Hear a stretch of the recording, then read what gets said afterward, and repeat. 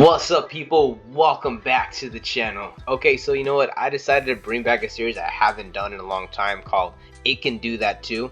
Essentially, this is a series to where I go over cards that are either used as costs, used as used as a certain like piece of a combo, or maybe just are like known for one specific interaction or one specific part or one of their two effects, and have like another effect that people either completely forget about or a lot of people end up like looking over. Some of these effects are good, some of these effects are bad, but at the same time it is very interesting because there's a lot of different cards in Yu-Gi-Oh, and you just never know like what some of these cards do unless you read your cards, which is something that I guess we're gonna be learning about in this series today. Alright guys, if you like what we do here, please feel free to like and subscribe. If not, it is all cool.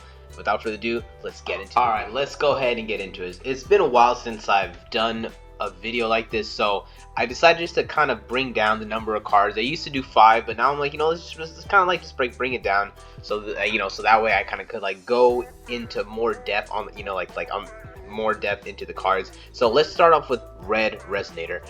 Red Resonator is one of the more recent cards that I've probably like put on this list, and I'm just gonna go ahead and read off its entire effect. When this card is a normal summon, you can special summon one level 4 or lower monster from your hand. When this card is special summoned, you can target one face-up monster on the field, gain life points equal to its attack. You can only use this effect of Red Resonator once per turn. So basically, a lot of you either like whether you've seen this card or not, you probably know exactly what this card is used for. Thanks to the latest time rules in Yu-Gi-Oh, essentially this card allows you to win the game in time in certain situations, especially obviously because it's level 2 in Sprite. Back when back when Sprite had a Sprite Alpha, it was like way easier because you could do like an entire combo, plus you gain the life points.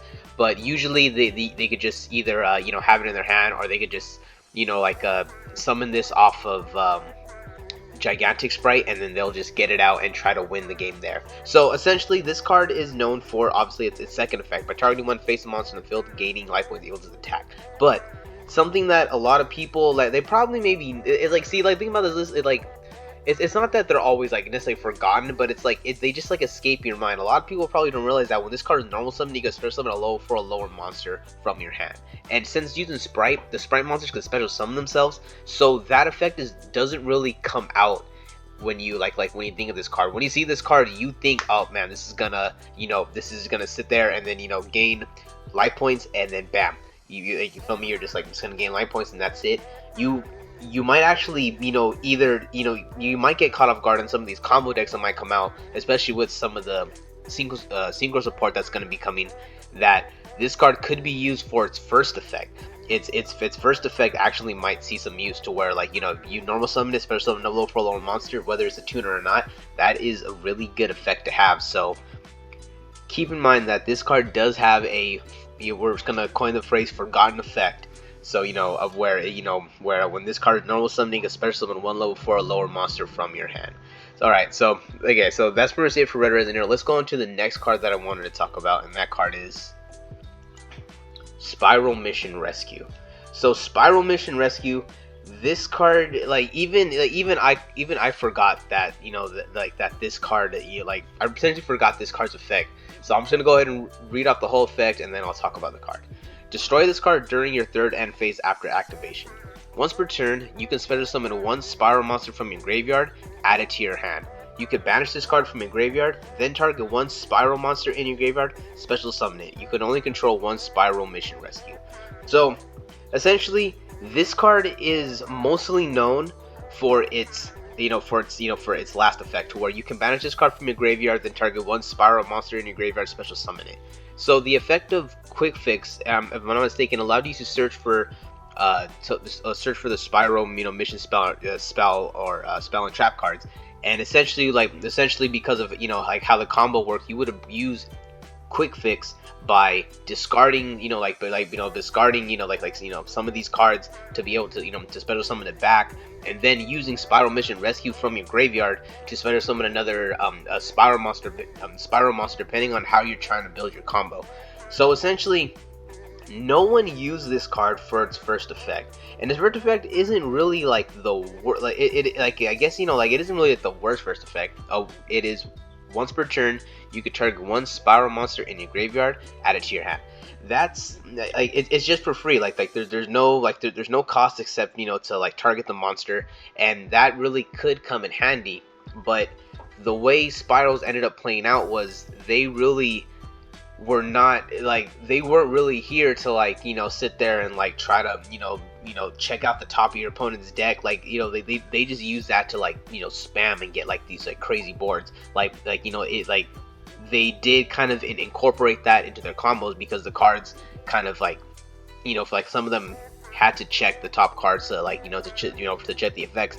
But a lot of the times they they were just like, okay, I'm gonna use these cards in a way to get as much advantage as I can, put up this big board, put all these cards in the graveyard. So Spiral Mission Rescue is pretty much primarily known for being a spiral extender, but it is also a spiral recycler. So this is one of the cards that like kind of like truly get to the roots of forgotten effects, to where a lot of people a lot of people know that that this card has like some kind of secondary effect. I'm not saying that, like, everyone forgets about it, but a lot of people remember cards for either one key aspect of their effect or one of their two effects, without realizing that they have a second effect that's actually either very useful or even having a second effect at all. And the last card that I want to talk about is Speedroid Takitomborg. So this right here takes me back. Oh man, it takes me back to to the Zodiac format. I love Zodiac format. I was extremely active in the Zodiac format.